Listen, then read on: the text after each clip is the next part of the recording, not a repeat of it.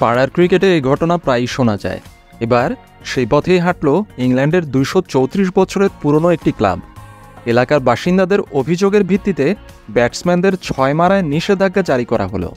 ব্যাটসম্যানদের মারা ৬-এ তাঁদের বাড়ির জানালা, গাড়ির কাঁচ ভেঙে যাচ্ছে, এ কারণেই এই সিদ্ধান্ত।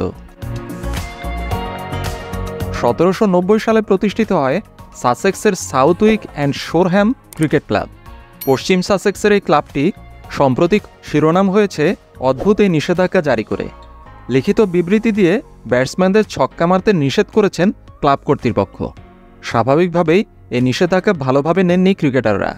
এক তরুণ ব্যাটসম্যান বলেন, বোলারকে ওভার বাউন্ডারি মারার যে আনন্দ সেটাই তো চলে গেল। এইভাবে ব্যাট করা যায়? ক্লাবের উচিত ছিল অন্যভাবে সমস্যার সমাধান করা। কিন্তু সমস্যাটা আসলে কি? সমস্যাটা হলো স্থানীয় বাসিন্দাদের বিস্তর অভিযোগ।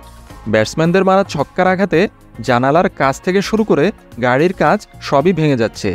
বলের আঘাতে আহত হচ্ছেন বাসিন্দারাও। মাঠ ছোট হওয়ায় বারবার ঘটছে এমন ঘটনা।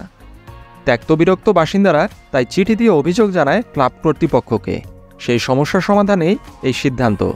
তবে স্থানীয়দেরই একাংশ ক্লাবের সিদ্ধান্তের বিরোধিতা করেছেন। কারণ খেলায় যদি ছক্কা না থাকে তাহলে খেলার মজাটাই তো মরে যায়। খেলার সময়ে ছক্কা না মারার এই তুগলকি নিয়ম বাতিলের দাবিতে সরব হয়েছেন ক্রিকেটাররাও।